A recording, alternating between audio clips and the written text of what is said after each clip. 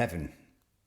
Thanks for joining me for episode 7 of my podcast series, Cybersecurity Kept Simple, 24/7, 365. A few years ago, I was working for an organization that was central to a major event. The week before the event was due to begin, the police informed us that a confidential network diagram of ours had been found online. It turned out that a project manager that we worked quite regularly with had stored this and all of his other client information on a home storage device. Unbeknown to him, the default settings for his device permitted access from the internet and the contents were indexed by a search engine. Our exposure was very limited, but I was stunned and disappointed at how a manufacturer could release something so insecure.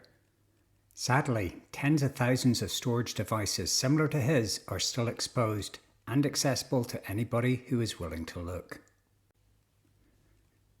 Default credentials were already a big problem before IoT devices took it to a whole new level. Manufacturers can be so eager to release their product to market that security is often overlooked or bolted on as an afterthought.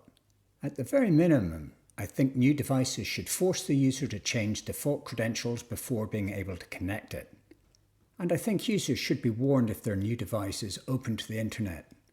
Most users are not IT or cyber people, they just want a device that works. Identical default credentials across millions of devices and excessive access, such as backdoors, are problems that manufacturers could easily resolve before shipping. In 2016, 3 young men created malware that was intended to knock rival Minecraft servers offline.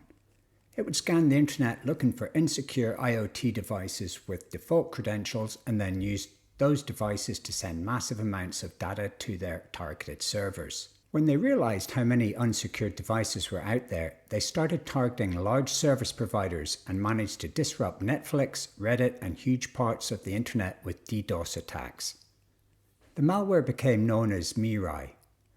A single DDoS attack against French host OVH peaked at 1 terabyte per second, using a botnet of 145,000 devices. Mirai was so successful because of the amount of unsecured DVRs, IP cameras, and routers that were hijacked and then used to attack the victims. As long as enough devices remain insecure, modern botnets will continue to thrive. An anonymous white hat hacker, gone by the handle Patsy, is performing a double-blind penetration test. The assignment comes directly from a high-level sponsor within that organization. None of the defenders or the management are aware it's happening. Patsy is flying completely blind with zero intelligence on the 15,000 or so devices. This is a true double-blind test. He appears to have found his way into the provider's management network via one of their customers. Perhaps we'll hear that story at some stage in the future. What is clear is that he has unfiltered access to the management interfaces of thousands of devices. Using commonly available cyber tools, he probes every device on the network, asking, "Do you listen for secure shell connections?" If the answer is yes, he provides a list of common default passwords for equipment he has already assessed as being on the network. If there are no matches, the authentication session is torn down and the scanner moves on to the next device. These tests are not coming from the internet. He is internal, having moved laterally from a compromised customer. It's not long before he starts getting a few hits, with a handful of ubiquity routers using the default credentials of UBNT/UBNT. These devices are useful to hackers as they provide a shell to run tools such as TCP dump. This tool captures all traffic on the network it is connected to. Tools like this are invaluable for sniffing out any interesting traffic such as clear text credentials. It also allows the viewer to analyze web-bound traffic and determine what to target next. Every analyzed packet can provide something of use to an attacker. Incredibly, they left the default credentials of ZTE/ZTE on a critical piece of hardware. The C300 is a high-capacity optical line terminal used by telecom providers to provide ultra-fast broadband to thousands of customers.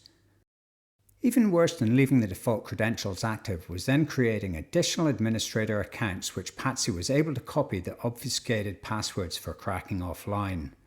Close analysis of the non-admin cleartext passwords that you captured on the device suggests that a password generator is providing 10-character lower and uppercase alphanumeric passwords. The handful of devices unlocked with default credentials becomes a treasure chest for attackers. Every byte of information can be siphoned off, every file inspected, every system seeded with malware.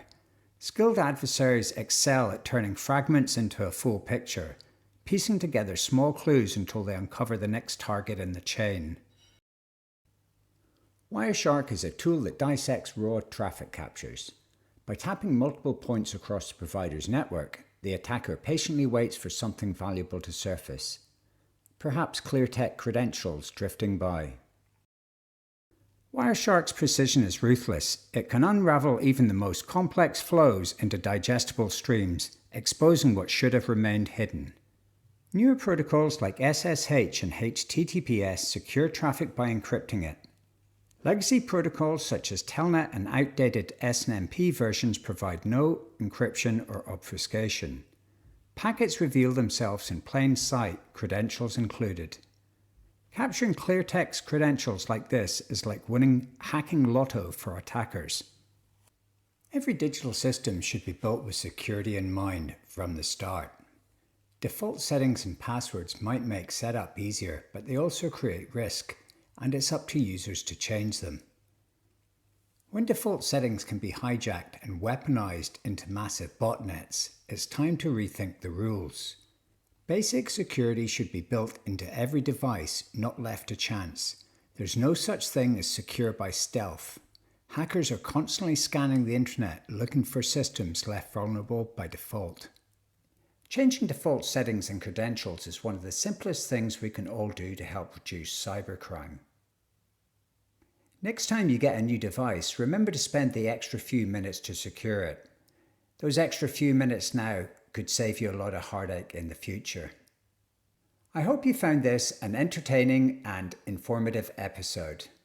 Until next time, stay safe between the wires and don't be an easy victim for cybercriminals. Cheers.